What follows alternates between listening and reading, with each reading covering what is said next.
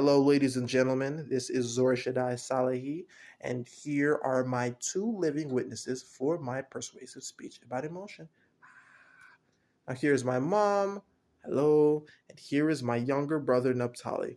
I don't know what that was, but whatever. So, we are going to begin by handing the camera off to mom, and the brother will be there for emotional support. Now, here's a more flattering angle. This is what Zori looks like, ladies and gentlemen. Zori's a nickname. Zori Shaddai is the entire thing, but whatever. Okay, now the speech is ready to begin in 3, 2, 1. That was a action.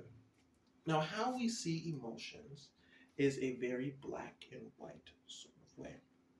Either emotions are meant to be felt and lived in, soaked into the absolute extreme, or to be avoided like the plague.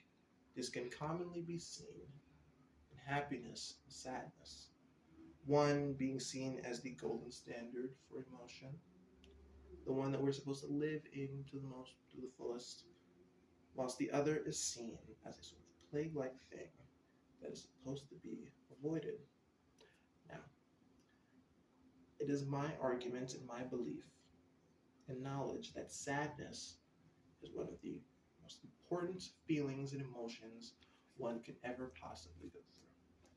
And it is that emotional contrast between happiness and sadness that gives them their full range of expression. Now, in my time studying and the research I've taken to cultivate this speech, I have come to the understanding or the knowledge that sadness is a very important thing, and I've learned a lot about it, and I've learned a lot about the importance of emotional expression. Now, I'm going to explain that to you.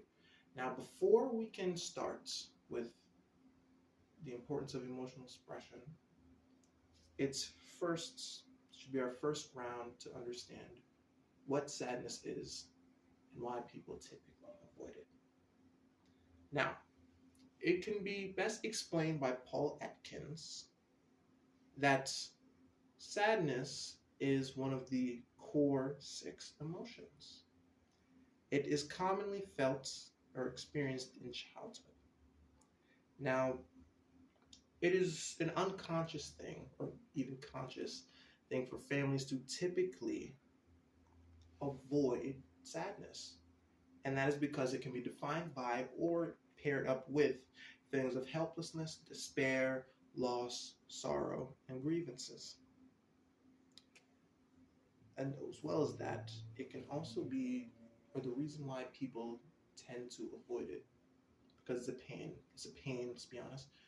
It's a pain that people hate to feel. And that's the main reason why people tend to avoid it. But another reason why they tend to avoid it is because it's linked to depression. Now, this can be best explained or best, summarized by the Canadians Division of Mental Health. Sadness is an emotion or feeling, while depression is a mental illness. One is more positive. It's generally positive to feel one, while the other is destructive to every single person involved. But they can both be summed up by the term down in the dumps. And that's one of the reasons why people typically tend to avoid it, especially raising kids, because they don't want their kids to feel something like that. They don't want them to go through something like that. But that sort of pain, that sort of experience is necessary to make adulthood. Now that we understand what sadness is, it is best to understand the importance of emotional contrast. So, thinking. Just memorizing something out. It's best to understand the importance of emotional contrast. Take, for example, this, right? Imagine you're stuck in a permanent feeling of happiness. You're feeling happiness 100% of the time, every single second, hour, minutes, day by day by day by day. You're just trapped in an endless feeling of happiness. Would you exactly understand what that is? Would you be able to feel it to the maximum? Because if you're stuck in happiness continuously, 100% of the time, how do you expect to actually know what that is? That's just you. Say, for example, you're doing a piano recital and you're in a competition to beat everybody, and you win. The feeling of beating everybody is going to come from you winning that piano recital, but other feelings, other pieces of joy will also come from the failures you've had beforehand, the tribulations that it came, maybe the fear that you had while doing it. That all adds up to that feeling of joy. Or say you're asking someone out and you succeeded. The joy from that is going to come from success, but it's also going to come from you getting through feelings of loneliness, you being able to get through those past failures. Sadness enhances joy. They're not two things that you can't feel without each other. You need joy to be able to feel sadness because it's contrasting. But you need sadness to be able to actually experience joy. Now that we know what emotional contrast is, now we need to understand the dangers of repression, of not feeling that. Now, hold on, I need to find the name of this woman first. Hold on. You can see like a close up of her. So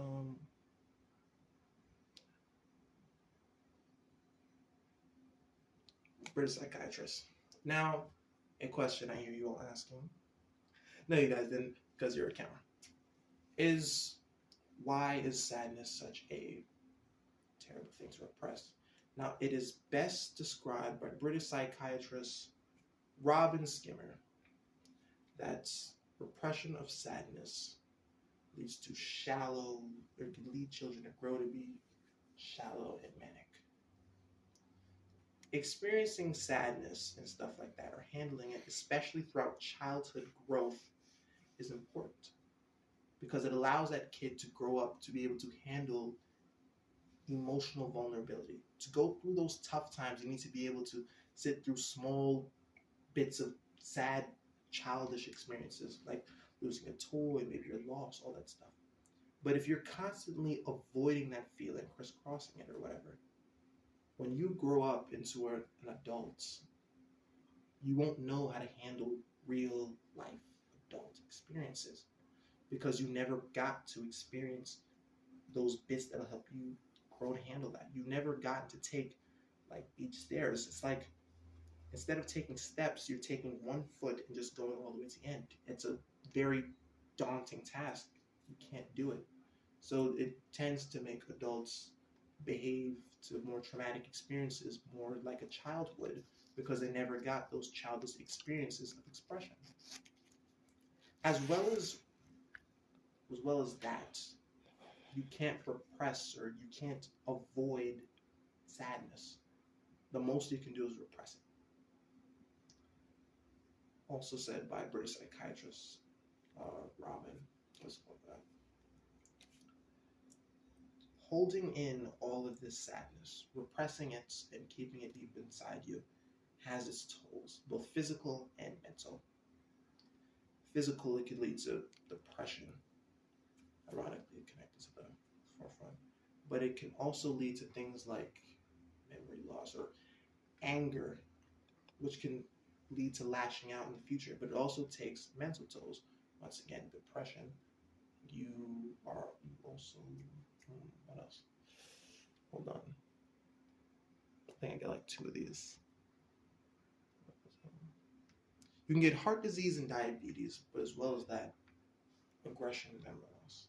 The physical tolls are life-threatening, life-shortening, and the mental tolls are things that will cause you to lose relationships and things like that.